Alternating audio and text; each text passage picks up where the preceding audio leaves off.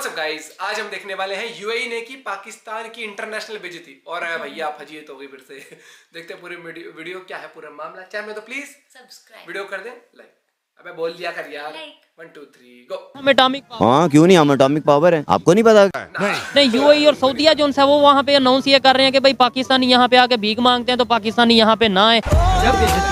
अगर हम करें तो करें क्या, बोले तो बोले क्या। एक अहम सवाल मेरे जहन में आया कि जिस तरह भारत के जो कनेक्शंस हैं, भारत के दोस्त ममालिक वहाँ बैठे हैं जो भारत को सपोर्ट करते हैं, देख रहा है विनोद, देखते हुए भी अंधे हो जाते हैं, सब कुछ जानते हुए सुनते हुए भी बहरे हो जाते हैं, जुबान रखते हुए भी गूंगे हो जाते हैं, कोई मतलब इंसाफ की बात नहीं की जाती है, सपोर्ट किया जाता है भारत को। ये ठीक है, इसका इस मोदी जी प्यार है इसका, सच्चा प्यार है तभी मोदी जी। इतना वो बोलती है। वाह मोदी जी वाह। पाकिस्तान की जो सूरत हाल है वो बहुत नाजुक दौर से गुजर रही है और ये सारी सूरत हाल मुल्क को किस जानिब किस समत लेकर जाएगी। दुनिया का सबसे बेहुदा के सबसे घटिया चीपनेस पाकिस्तान की जो बेइज्जती की जा रही है इसी बात पे कि पाकिस्तानियों तुम लोग गौर करो कि दुनिया तुम्हें क्यों लात मारकर बाहर फेंक रही है और जुल्म अब भी जारी है।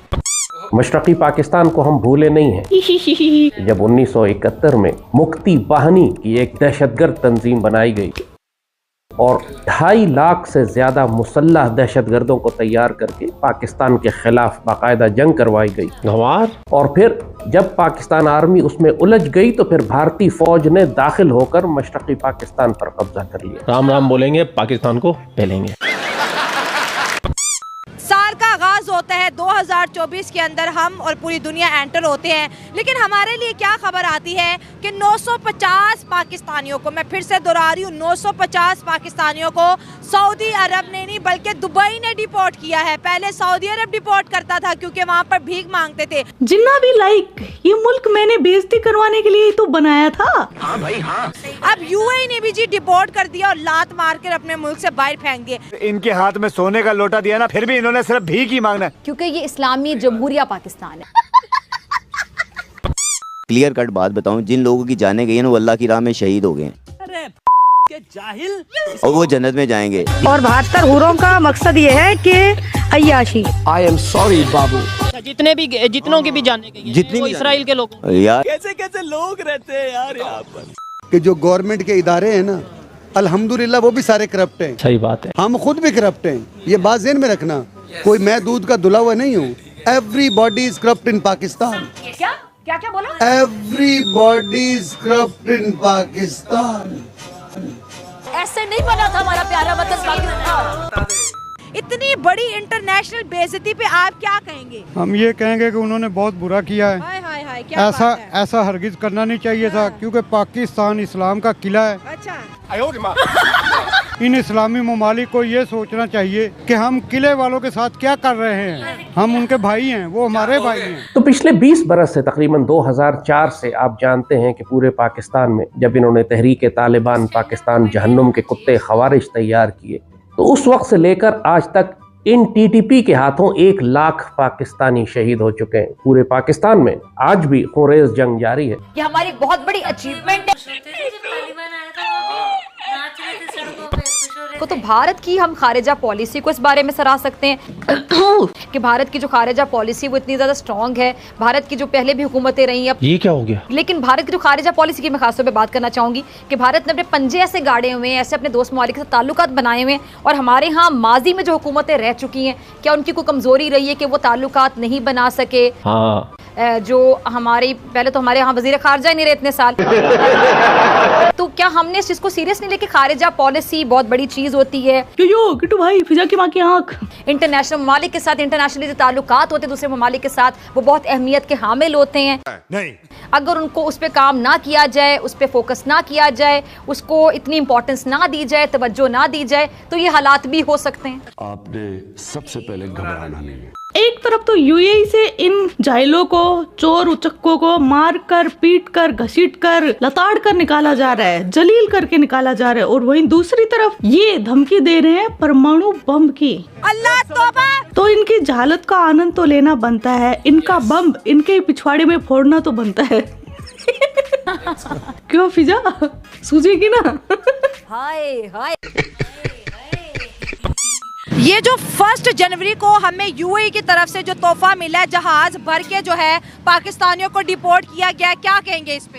पहली बात तो मैं कहूँगा कि कुछ पाकिस्तानियों की हरकतें ऐसी हैं कि मैं खुद यूके का रेजिडेंट हूँ। जबरदस्त। तो यूके में मैंने दुबई में देखा है कि पाकिस्तानी जो है उन्होंने वो लाइक का बाउल पकड़ा हुआ है, उसमें कोकोनट रखा हुआ है। अच्छा। उसमें कोई चीज़ रखे हुए हैं जैसे लाइक जिसे हम पाकिस्तान में करते हैं। वहाँ स्टेशन में उन्होंने बैगिंग स्टार्ट की हुई है।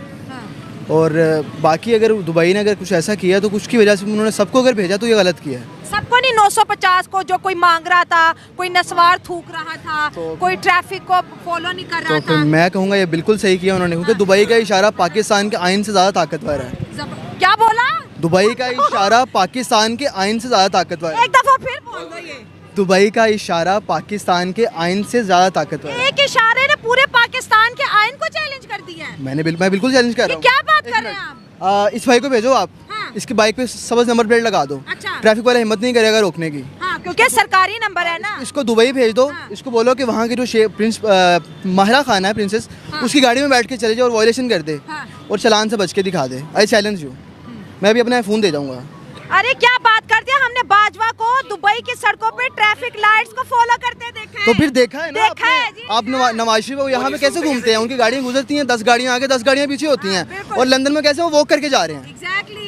इशारा नहीं तोड़ सकते। इशारा नहीं तोड़ सकते। छोटी सी टिकट लेने को कहता हूँ आपका पाकिस्तान ग्रे लिस्ट में आ चुका हुआ है, बस ब्लैक में आने की देर है। अरे क्या बात कर रहे हो, नया साल है। नया साल है, मैं कहता हूँ 2024 से 2030 भी आ जाएगा, पाकिस्तान का यही हाल रहेगा। ये बंदा यूके में रहकर आया है, दुबई घूमकर आया है, बाहर की दुनिया देखकर आया है, तो इसे पता है ये जालत नहीं फैला रहा। बाकी जो पाकिस्तान से बाहर नहीं निकलता ना, उससे अपन कुछ उम्मीद नहीं कर सकते। इस्लामिक कंट्रीज ये कह रहे हैं। रीजन सुन ले, उनको ये समझ में आ गया है कि हमने चेक करने का, अल्लाह ताला ने भी एक टेस्ट चेक करना, हाँ चेक करना था कि क्या उम्मत में अभी भी जान है कि नहीं। ये जितने सारे अपने आप को वहमी मुसलमान, थोड़ा सा मतलब मुझे ना चाहते हुए भी हंसी आ जाती है। देखें, चेक करना था और चेक करने में 20,000 लोगों की जाने चाहिए सिर्फ। चलो मैं चेक नहीं पता है ये पूरे 2-3 महीने में कितने लोगों की उस मामले में जंग के मामले में जाने गई। नहीं, जिनको आप जाने 10,000 के।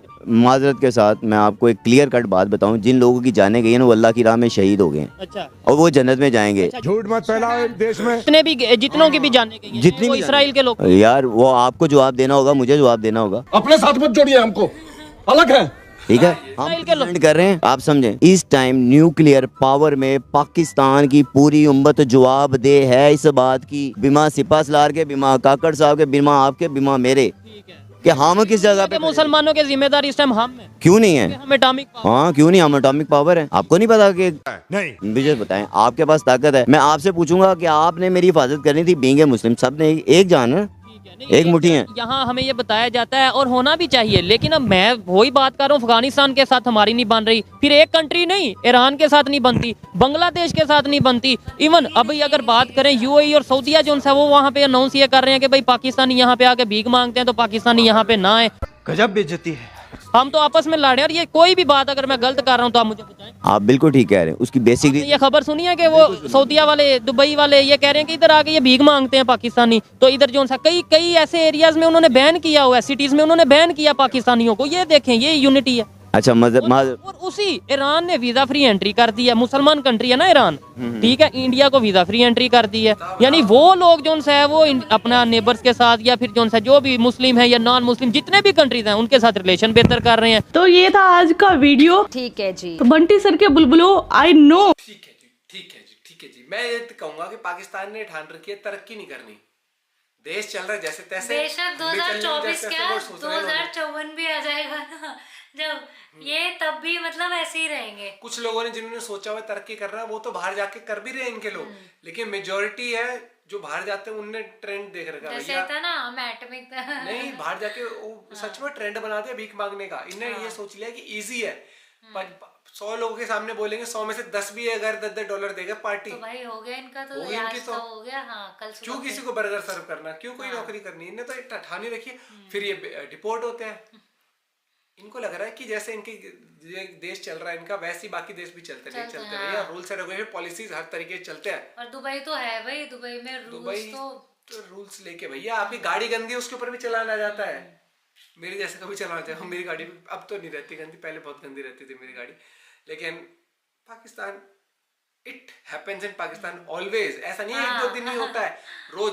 वो मेरे गौरव सर की बात है कि जब भी मुझे कॉमेडी देखनी होती है पाकिस्तान की न्यूज पढ़ने लग जाता हूँ, एंटरटेनमेंट आता है वहां से।